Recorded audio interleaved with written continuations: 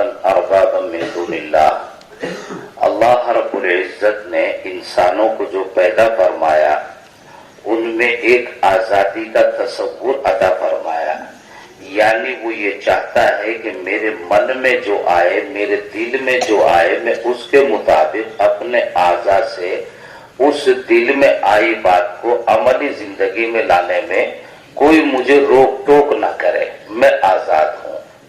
اسی کا نام آزادی ہے۔ لیکن انسان بذات خود یہ نہیں جانتا کہ وہ آزادی سے کدھر جائے گا تو اس کے لیے فائدہ ہوگا، اور وہ اپنے دل کی آزادی سے کدھر جائے گا اور اس کے لیے وہ جانا نقصان دہ ہو جائے گا۔ چونکہ اللہ رب العزت کی صناعی کا یہ کرشمہ ہے، اور انسان کو اللہ ہی نے پیدا فرمایا ہے، وہی اس کے بہتر اور بدتر اور خیر اور شر کو جانتے ہیں۔ اس لیے اللہ رب العزت نے ان کی ہدایت رہنمائی کہ کدھر آپ کو جانا، کدھر نہیں جانا، اور ان سے بہتر کوئی ان کے بارے میں علم نہیں رکھتا۔ اس لیے اللہ رب العزت نے ان کے لیے احکام متعین فرمائے، ان احکام کی ترجمانی کے لیے نبیوں کو بھیجا، لیکن احکام خود اللہ رب العزت کے ہیں۔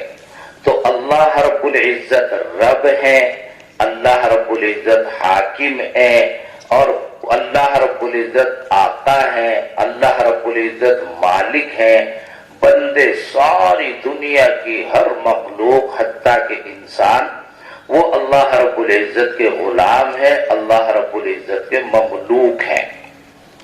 تو ساری آزادی وہاں جا کر ختم ہو جاتی ہے۔ اللہ رب العزت کو رب مانے، آقا مانے، حاکم مانے، پھر اس کے علاوہ سارے بندے آزاد ہوں، کوئی کسی کو محکوم نہ بنائے، کوئی کسی کا حاکم نہ بنے۔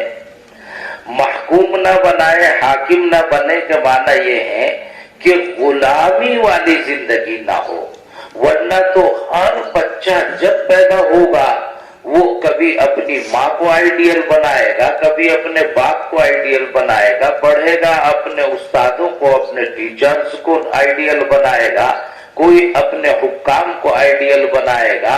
تو کسی نہ کسی کو آئیڈیل بنا کر وہ جانتا نہیں تو اس کو جاننا ہے، اس کو سیکھنا ہے، یہاں تک کہ آخر میں آئیڈیل جو اصلاً بنائے گا وہ نبی اکرم جناب محمد الرسول اللہ صلی اللہ علیہ وسلم کو بنائے گا۔ لیکن نبی اکرم صلی اللہ علیہ وسلم کو بھی جو آئیڈیل بنائے گا وہ بحیثیت اتباع ہوگا، بحیثیت بندگی نہیں ہوگا۔ یعنی بندگی رسول اکرم صلی اللہ علیہ وسلم کی بھی نہیں ہوگی، بندگی صرف وحدہ لا شریک کی ہوگی، وہ مالک ہوگا۔ پیروی اور اتباع اور اطاعت کے درجے میں نبیوں کو، ولیوں کو، بڑوں کو، ان کو بروئے کار لایا جائے گا، ان کو نمونہ بنایا جائے گا، لیکن بندگی صرف وحدہ لا شریک کی ہوگی۔ اس لیے اللہ رب العزت نے ارشاد فرمایا وَلَا يَتَّخِذَ بَعْضُنَا بَعْضًا أَرْبَابًا مِّن دُونِ اللَّهِ، ایک دوسرے کے خدا بننے کی کوشش نہ کریں، ایک دوسرے کو خدا تسلیم نہ کریں۔ خدا کی خدائی خدا کے لیے خاص رہے، بندوں کو غلامی کے بندھن میں رکھنا۔ رسول اکرم صلی اللہ علیہ وسلم نے صحابہ کی زندگی بھر تربیت یہی کی، ان کا نعرہ تھا اللہ ابتعثنا لنخرج من شاء من عبادت العباد الى عبادت اللہ وحدہ۔ اللہ نے ہمیں بعثت ہی اسی لیے عطا فرمائی کہ انسانوں کو بندوں کے چنگل سے، ان کی غلامی سے آزاد کر کے اللہ وحدہ لا شریک کی غلامی میں لے جانا ہے۔ یہ آزادی اور غلامی کا تصور جہاں احساس برتری ہوتا ہے وہاں ظلم آتا ہے، بربریت آتی ہے، تشدد آتا ہے، اور دوسروں کو غلام بنانے کی ذہنیت آتی ہے، اور جہاں احساس برتری، احساس کمتری پیدا ہوتا ہے وہاں غلامی کی زندگی شروع ہو جاتی ہے۔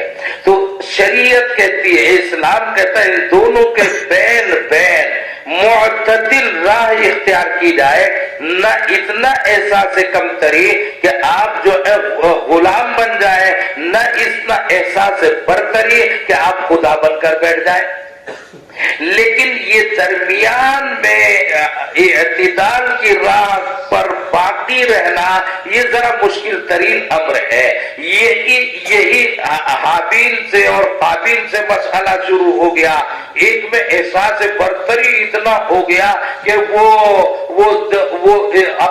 اپنی آزادی کا اتنا استعمال کرنے لگا کہ وہ بندھنوں سے بند کر قوانین کے رہنا گوارا نہیں، اس سے آگے نکل کر چلا اور حابیل کے ان چیزوں پر قبضہ کرنا چاہا جو حابیل کا حق بنتا تھا. بالآخر ایک قتل اس دنیا میں اولین درجے میں وجود میں آیا. جب بھی کسی پر اس طرح کا تسلط، اس طرح کا جبر ہوا تو پھر خونی تشدد اس وجود میں آتا رہا. اسی طرح کی تاریخ کے دنیا میں ہوتے ہوا تھے. یہاں ہندوستان میں مغلیہ دور چل رہا تھا، سلطنت مسلمانوں کی تھی. ان مسلمانوں کی سلطنت میں یورپین تاجر لوگ اس ہندوستان میں آئے اور تجارت کا پرمیشن لیا، تجارت کرنی شروع کر دی. تاجر کو ہر جگہ جانے کی اجازت ہوتی ہے، اس سے ملک کو بھی فروغ ملتا ہے، ترقی حاصل ہوتی ہے. اور تاجر کبھی لڑتا جھگڑتا ہے بھی نہیں، وہ چاہتا ہے کہ میری دکان نہ بند ہو جائے، نفع کم نہ ہو جائے.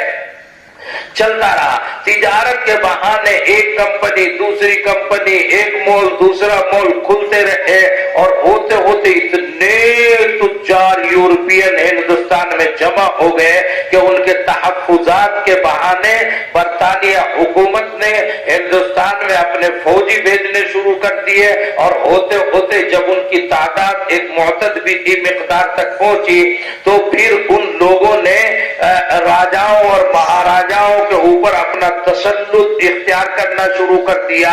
نتیجہ یہ ہوا کہ ہندوستان کی عوام بھاگ گئی اور سمجھ گئی کہ ہمیں ایک دن غلام بنا کر چھوڑیں گے. ادھر سے اب اپنے تحفظات اور آزادی کی آوازیں شروع ہو گئی اور ادھر سے جبر و تشدد کی. اور نتیجہ یہ ہوا کہ 1857 میں پورے طور پر ایک جنگ لڑی گئی جو ان کے اور ہمارے درمیان، ہندوستانیوں کے، اب مسلمانوں کے نہیں، ہندوستانیوں کے درمیان تھی. اور وہ جنگ ایسی نہیں کہ گھنٹہ دو گھنٹہ لڑ کر ایک طرف ہو گئے، کچھ ادھر مرے کچھ ادھر مرے. بڑے تقریباً 1.5 سال تک تسلسل جنگ چلتی رہی، حتیٰ کہ اس کے رد عمل میں 1858 میں ہندوستان حکومت ایکٹ پاس کر دیا گیا اور پورے طور پر قانونی طور پر انگریز کا تسلط ہو گیا اور برٹش حکومت نے ہندوستان میں اپنا قانون قانونی طور پر نافذ کر دیا. اور بہادر شاہ ظفر کو رنگون کی جیل میں ڈال دیا گیا. اور تشدد اور ظلم کی انتہا یہ ہوئی کہ بہادر شاہ ظفر کے 4 بیٹوں کی گردنیں کاٹ کر اور تشت میں رکھ کر دھڑ دوسری طرح لٹکا کر بہادر شاہ ظفر کے سامنے پیش کر دیا گیا. صورتحال عجیب و غریب انداز کی ہوئی. یہ 17ویں صدی ہجری سے چل ہی رہا تھا. جگہ جگہ پر وہ تسلط چاہتے تھے، ہم تحفظ چاہتے تھے ہوتے، لیکن چونکہ ہندوستان میں پہلے حکومت مسلمانوں کی تھی، جگہ جگہ مناصب، جگہ جگہ جاگیریں، تو ٹکراؤ بھی ان سے ہونا تھا. بہادر شاہ ظفر حکومت کا جہاں بھی اس کا تعاون کیا گیا تو برٹش حکومت نے اس کو غدر اور غداری اور دھوکے بازی سے تعبیر کیا. اور جنہوں نے ایسا تعاون کیا وہاں پر ان کو موت کے گھاٹ اتار دیا گیا. ان کو طرح طرح کی صعوبتیں، طرح طرح کی جیلیں ان کو نصیب ہوئی. بالآخر یہ ہندوستان پر تسلط چلتا رہا اور آزادی کی جنگیں جاری رہی. اور 1885 میں پھر انڈین نیشنل کانگریس وجود میں آئی. 1906 میں جو ہے مسلم لیگ وجود میں آئی. یہ تمام صورتحال پھر تقابل ہوتا رہا. لیکن یہ شام شاملی کی جنگ ہے، اور بالکل ابتدا میں حیدر علی، حضرت ٹیپو سلطان شہید وغیرہ کی جنگ سے اس کا آغاز ہوا، اور یہاں شاملی کی جنگ تک جس میں بہت سے علماء کرام شریک ہوئے اور بہت سے اس کے نتیجے میں شہید ہوئے، یہ یہاں تک جنگیں برابر اب یہ پوری صدی گزر رہی ہے جہاں پر ہندوستان کے لوگوں نے اتنی محنت کی، لیکن زیادہ تر نشانے پر مسلمان آئے۔ کیوں؟ اس لیے کہ مسلم حکومت جا رہی تھی، وہی اس کے تحفظ کے لیے آگے آ رہے تھے، تو مسلمانوں کی جانیں جاتی رہی اور ہندوؤں کی، سکھوں کی، یہ تمام یکجٹ ہو کر، لیکن برٹش حکومت جو ہے جانتی تھی کہ یہ اگر اتحاد وجود میں آ گیا تو پھر جیسے برٹش ہندوستان پر حملہ ہوا ہے اور اس کو فتح کا نام دیا گیا ہے، ایسے ہندوستان سے برٹش کی حفاظت کوئی نہیں کر سکتا۔ اس لیے اس نے ایک فارمولا اختیار کیا کہ ان میں فرقہ واریت کا زہر کھول دیا جائے اور دو قومی نظریہ وجود میں آ گیا، ہندو الگ ہے اور مسلمان الگ ہے۔ پھر جو ہے دونوں نے مل کر جو آزادی حاصل کی تھی، وہ آزادی جب تقسیم ہونے لگی تو ہندوستان اور پاکستان کی